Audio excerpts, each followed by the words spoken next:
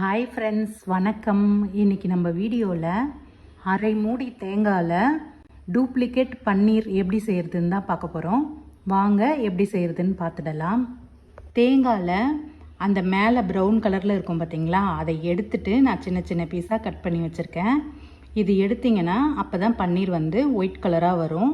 இப்போ இந்த தேங்காவை மிக்ஸி ஜாரில் சேர்த்து ஒரு அரை டம்ளர் தண்ணி விட்டு நல்லா நம்ம கெட்டியாக பேஸ்ட்டாக அரைச்சி எடுத்துக்கலாம்.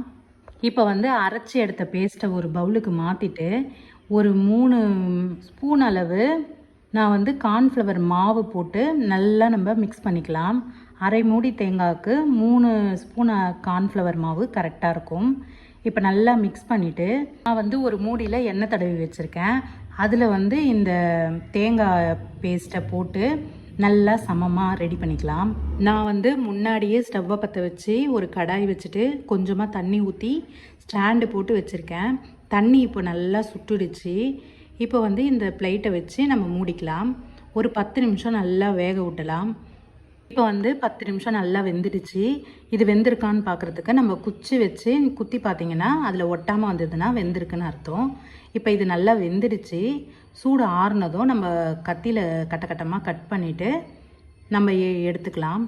இப்போ இந்த மூடியில் எண்ணெய் தடவி நம்ம வேக வச்சதுனால ஒட்டாமல் வந்திருக்கு பாருங்கள். இப்போ பாருங்கள், இது நல்லா ஷைனிங்காக பன்னீர் போலவே இருக்குது. டேஸ்ட்டும் சூப்பராக இருக்கும். கண்டிப்பாக நீங்கள் ட்ரை பண்ணி பாருங்கள்.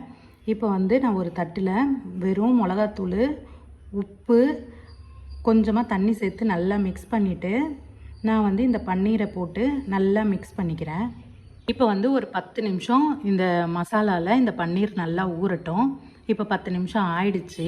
நான் ஸ்டவ்வை பற்ற வச்சு ஒரு தவா வச்சுட்டு கொஞ்சமாக எண்ணெய் ஊற்றிட்டு எண்ணெய் சூடானதும் இந்த பன்னீரை போட்டு நல்லா திருப்பி நம்ம நல்லா வறுத்து எடுத்துக்கலாம். இப்போ நம்ம இதை நல்லா வேக வச்சு தான் எடுத்துருக்கோம். இருந்தாலும் நம்ம எண்ணெயில் நல்லா இந்த ப்ரௌன் கலராக வர்ற வரைக்கும் நம்ம நல்லா பொரிச்சு எடுத்துக்கலாம். இப்போ பன்னீர் சூப்பராக ரெடி ஆகிடுச்சு. ஸ்டவ்வை ஆஃப் பண்ணிவிட்டு இது அப்படியே இருக்கட்டும். ஒரு மிக்ஸி ஜாரில் ஒரு வெங்காயம், ஒரு தக்காளி, 2 பச்சை மிளகாவை சேர்த்து கொஞ்சமாக தண்ணி சேர்த்து நல்லா பேஸ்ட்டாக அரைச்சி ரெடி பண்ணிக்கலாம். இப்போ ஸ்டவ்வை பற்ற வச்சு ஒரு கடாய் வச்சுட்டு கொஞ்சமாக எண்ணெய் ஊற்றிக்கலாம். கொஞ்சமாக சோம்பு போட்டு அது பொரிஞ்சதும் ஒரு வெங்காயம் கட் பண்ணி வச்சுருக்கேன், அதையும் போட்டு கொஞ்சமாக இஞ்சி பூண்டு பேஸ்ட்டு, கருவேப்பிலை போட்டு நல்லா வதக்கிக்கலாம். இது வதங்கினதும் நம்ம அரைச்சி வச்ச வெங்காயம் தக்காளி பேஸ்ட்டை ஊற்றி நல்லா மிக்ஸ் பண்ணிக்கலாம். இப்போ இதுவும் நல்லா வதங்கிடுச்சு. கொஞ்சமாக 1/4 ஸ்பூன் அளவு மஞ்சத்தூள், தேவையான அளவு மிளகாத்தூள், உப்பு போட்டு நல்லா மிக்ஸ் பண்ணிவிட்டு ஒரு டம்ளர் தண்ணி ஊற்றி நல்லா கொதிக்கட்டும். இப்போ இந்த மசாலாவோட பச்சை வாசனைலாம் போய் எண்ணெய் பிரிஞ்சு வந்துடுச்சு. இப்போ இந்த கிரேவி சூப்பராக ரெடி ஆகிடுச்சு.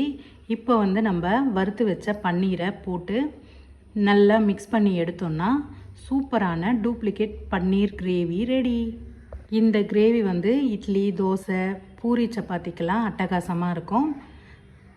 இந்த வீடியோ உங்களுக்கு பிடிச்சிருந்தா லைக் பண்ணுங்கள், ஷேர் பண்ணுங்கள், கமெண்ட் பண்ணுங்கள். இடிச்ச மிளகு சேனலை சப்ஸ்கிரைப் பண்ணுங்கள் ஃப்ரெண்ட்ஸ்.